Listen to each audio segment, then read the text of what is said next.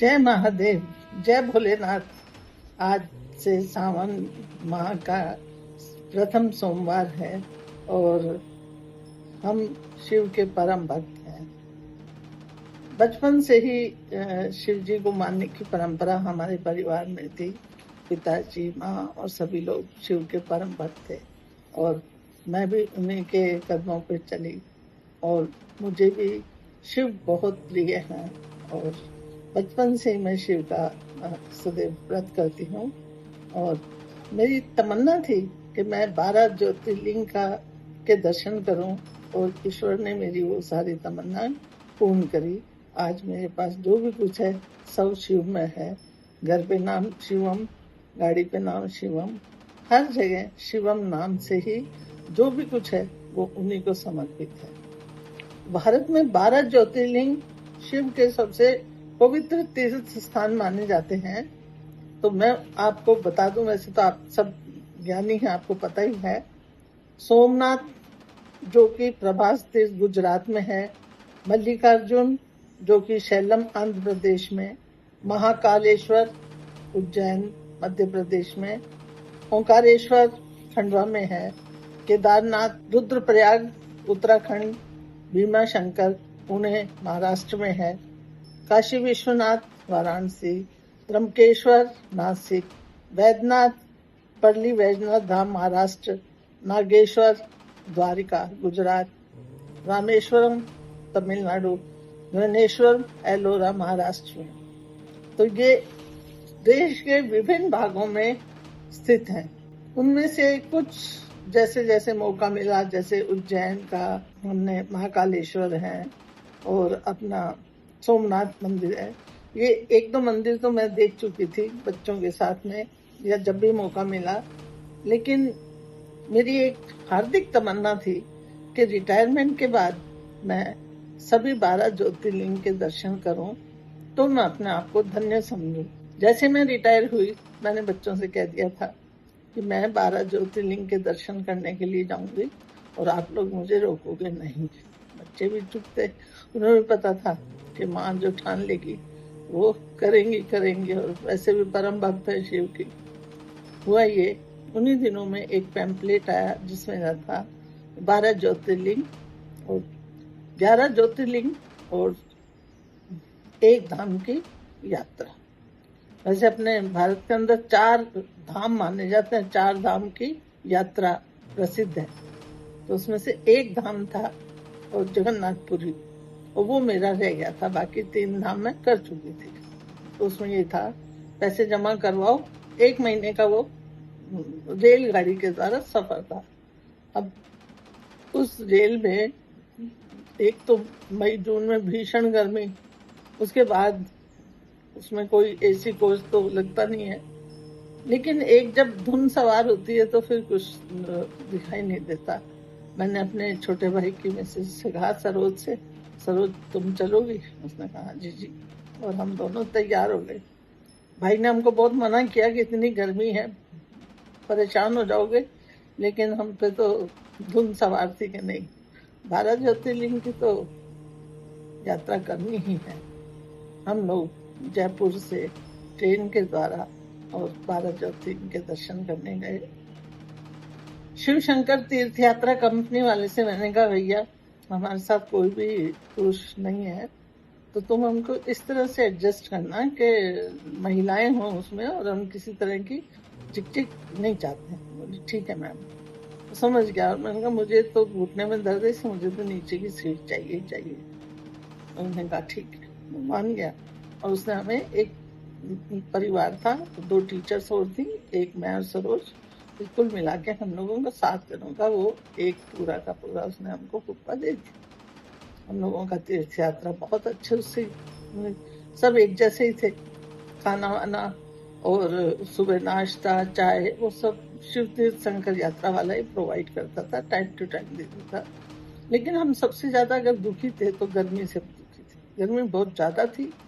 मई जून में वैसे भी सारे देश में भुभकता है, लेकिन हम लोगों को बस एक धुन सवार थी। उसने जो पैम्पलेट दिया उसमें लिखा हुआ था कि प्रदेश में तो राजाओं को भी सुख नहीं मिलता, तो हम उसकी वो पंक्ति को रटते रहते थे। कब जब घर से निकले ही हैं और इतने दर्शन करने की ठान ही ली, तो फिर प्रदेश में तो तकलीफ तो मिलेगी। तो मैं आपको जो ये मैंने तीर्थ यात्रा की उसके बारे में बताऊंगी। सोमनाथ का नाम तो सुना ही है, बहुत प्रसिद्ध, और वो है किस तरह से शत्रु ने आक्रमण किया, वहां का सारा स्वर्ण मुद्राएं और सब निकाल के ले गए। लेकिन सोमनाथ आज भी वैसे के वैसे डटा हुआ है समुद्र के किनारे, हिलोरे लेते हुए। तो बहुत ही सुंदर हो गया, सफेद पत्थर से बना हुआ सोमनाथ, बहुत भव्य और अच्छा लगता है। फिर हम गए मल्लिकार्जुन, आंध्र प्रदेश में, शैलम उसमें है, वो भी बहुत सुंदर मंदिर है। महाकालेश्वर तो महाकाल है ही है, सबके सिरमौर। और अभी तो सुना है कि उज्जैन को बहुत भव्य और सुंदर बना दिया है, तो वो भी हम 2-3 बार देख चुके थे। ओंकारेश्वर गए, ओंकारेश्वर की उसमें नदी में स्नान किया और खूब आसपास घूमे। फिर हम गए केदारनाथ। अब देखिए, केदारनाथ जो है वो उत्तराखंड के रुद्रप्रयाग में स्थित है। केदारनाथ जब हम जा रहे थे तो वहां मुझे पता लगा कि एक हेलीकॉप्टर से आप केदारनाथ जा सकते हैं। तो मैंने उसको बुलाया, मैंने कहा भाई श्रवण कुमार, मैं उसे श्रवण ही कहती थी, भैया तुमने मुझे घर पे क्यों नहीं बताया कि तुम हेलीकॉप्टर भी जाता है? तो मैं तो हेलीकॉप्टर से जाती। तो बोले आपको क्या दिक्कत है? मैंने कहा मुझे ये दिक्कत है कि तुमने कहा था 5-6 हजार रुपए ले लो, तो मैंने तो 10,000 ले लिए थे, लेकिन अब हेलीकॉप्टर के तो 7,500-8 हजार रुपए लगेंगे। बोले आपको टिकट चाहिए? मैंने कहा हाँ। बोले आपको टिकट मिल जाएगी। अब हम भी तो सिद्धांतवादी ठहरे, हमने कहा नहीं भाई, उधार के पैसे से तीर्थ यात्रा नहीं करेंगे। फिर मैंने अपने बेटे को फोन किया, भैया इतना पैसा इसके अकाउंट में डाल दे, मैं केदारनाथ भोलेनाथ के दर्शन करने के लिए जा रही हूँ और वहां पे हेलीकॉप्टर से जाऊंगी। बेटा हंसा, हमने कहा वाह माँ, या तो वसुंधरा जी बाढ़ पीड़ितों को देखने के लिए हेलीकॉप्टर से जाते हैं, आज मेरी माँ केदारनाथ जा रही है हेलीकॉप्टर से। मैंने कहा ऐसा ही उस समय का फेर है बेटा, और ईश्वर महादेव की अनुकंपा है, वो मुझे बुला रहे हैं हेलीकॉप्टर से, तो मैं क्यों ना जाऊं? बोले नहीं नहीं। मैंने कहा बस इसमें डाल दो, जिससे मेरी टिकट बनवा देगा। और उसने पैसे डाल दिए और मेरी हेलीकॉप्टर की टिकट बन गई। लेकिन इतनी ठंड थी वहां और इतनी धुंध थी कि 3 दिन से हेलीकॉप्टर नहीं चले थे। हम सुबह सुबह वहां पहुंच गए तो बोले अगर आपके भाग्य में होगा तो आपको हेलीकॉप्टर मिल जाएगा, और अगर धुंध और बारिश रही तो फिर आपको नहीं मिलेगा। हम भोलेनाथ को मनाते रहे, भोलेनाथ इस बार आगे बार बार तो आना होगा नहीं, आप तो हमें कृपा करके किसी तरह से आज धूप निकाल दो प्रभु, हम आपके बहुत आभारी रहेंगे। और आश्चर्य मानिए, धूप निकली और हम हेलीकॉप्टर से केदारनाथ गए। जब हम चढ़ रहे थे तो उसमें से जो उतरने वाले थे उन्होंने कहा तुमने कपूर लिया कि नहीं? हमने कहा किस लिए? बोले वहां सांस लेने में दिक्कत होती है, ऊपर आपको दिक्कत हो जाएगी। उन्होंने अपना रुमाल खोला और उसमें से 2-3 टिक्कियां हमको दे दी। तो उसमें हेलीकॉप्टर में सिर्फ 5 जने बैठ सकते थे, एक तो पायलट साहब और 4 अन्य बैठ सकते थे। हम बैठे और हमारे साथ में एक बनिया और उनकी बीवी थी, और वो बड़े डरपोक थे। तो मैं जरा सी फोटो लेने के लिए मैंने अपना कैमरा नीचे की तरफ करा तो फोटो मत खींचो, फोटो मत खींचो, थे गिराओगे। अरे मैंने कहा यार किस उसके साथ फंसी है? मैंने कहा कहीं नहीं जाएंगे, जाएंगे तो सीधा भोलेनाथ के दरबार में जाएंगे, और क्या चाहिए इससे बड़ी बात। तो वो नहीं मानी, उसने हमको फोटो नहीं लेनी। खैर किसी तरह हम वहां पहुंचे।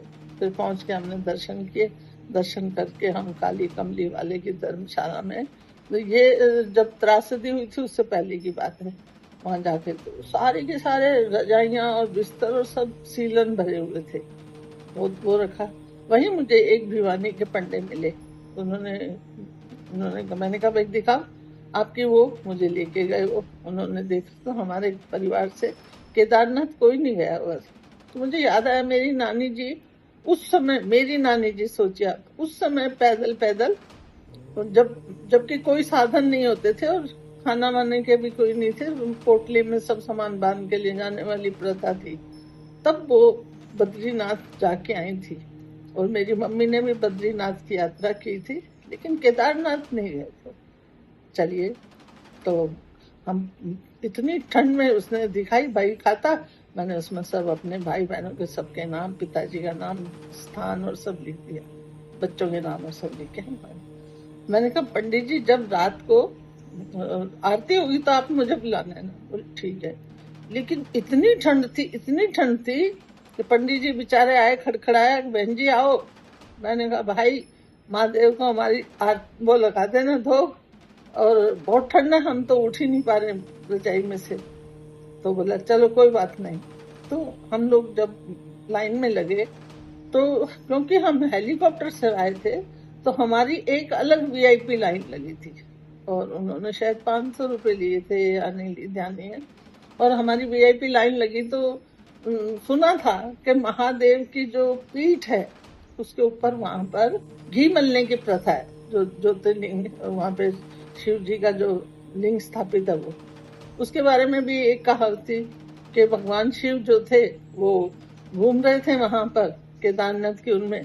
तो भीम ने देखा कि यहीं कहीं होंगे, तो वो दो पहाड़ों के बीच में पैर करके और खड़ा हो गया भीम, कि जब अगर जाएंगे बोले शंकर तो पैर के नीचे से जाएंगे नहीं। तो उन्होंने शंकर ने पशुपति का वेश बना लिया और वो उसके नीचे भीम ने उनके गदा मारी। गदा मारने से उनके पीठ तो वहीं रह गई और जो उनका आगे का हिस्सा है वो जाके नेपाल में गिरा। तो इस कारण वहां पर घी मलने की प्रथा है। तो मैं घी का डिब्बा लेके गई थी। पंडित जी तो कहते रहे अरे बस करो बस करो बस करो, लेकिन मैंने बोले ना आज बहुत मुश्किल से यहाँ तक पहुंची हूँ। और मैंने भोलेनाथ पे खूब जम के हाथ से घी लगाया और घी लगा के हम बाहर आए। तो जो साधु बैठे हुए थे माल बड़ी बड़े जटाएं पहने हुए, मैं उनको खुले पैसे बांट रही थी। तो एक ने कहा अरे बेटा ये क्या बांट रही है, सोने के सिक्के बांट, सोने के सिक्के। मैंने उनके पैर छूके कहा आप मुझे इस लायक भगवान बना दे तो मैं सोने के सिक्के भी बांट दूंगी प्रभु, आप बनाओ तो सही। ऐसे कह के मैं उनके चरणों में पैसे रखे वहां से आ गए। दूसरे दिन हम हेलीकॉप्टर से वापस अपने उस तीर्थ स्थान पर आ गए। तो ये तो थी, मैंने आपको केदारनाथ की कहानी सुनाई थी। अब जो सबसे इंटरेस्टिंग कहानी है कि भीमा शंकर पुणे महाराष्ट्र के अंदर है और ये कहते हैं कि ये प्रभु पापों का नाश करते हैं, भय बाधा का नाश करते हैं, आत्मबल, मन में शांति इनसे मिलती है और शिव की कृपा से सब प्राप्त होते हैं। भीम नाम का एक राक्षस था, जब उसे पता लगा कि उसके पिता को राम ने मारा है तो वो बहुत गुस्से में आ गया और उसने राजा सुदीक्षण को बंदी बना लिया। लेकिन राजा सुदीक्षण जो थे वो शिव के परम भक्त थे, वो रोज शिव की मूर्ति बनाते, पूजा करते थे। तो भीम ने वो उनकी रोज मूर्तियां तोड़ देता था। शिव ने उसका वध कर दिया और वहीं पर भीमा शंकर में ही स्थापित हो गए शिव जी। जब हम भीमा शंकर में जा रहे थे, मैं और मेरी सरोज, तो जब हम उतर रहे थे सीढ़ियों से तो सीढ़ियां की ऊंचाई बड़ी ज्यादा थी। तो सीमेंट के ये स्लैब होते हैं पत्थर के, उनसे बनी हुई थी। तो मैं धीरे धीरे चल रही थी तो मैंने कहा सरोज, सीढ़ियां बनाने वाले ने कितनी गलत सीढ़ियां बनाई हैं। यहाँ कोई सारे जवान लोग थोड़ी आएंगे, बेचारे बुजुर्ग, क्योंकि अपने यहाँ तो तीर्थ यात्रा कब करते हैं, बुढ़ापे में, जवानी में नहीं करते, बुढ़ापे के लिए सोचते थे। और बुढ़ापे में सबसे ज्यादा जो अगर हमको परेशान करती है तो वो होते घुटने के दर्द। तो मैंने कहा जब बुढ़ापे में लोग आएंगे, अभी चढ़ने उतरने में हमको इतना जोर आ रहा है, तो हम जब चढ़ेंगे तो पता नहीं क्या ही हाल होगा। तो उसने कहा हाँ जी जी।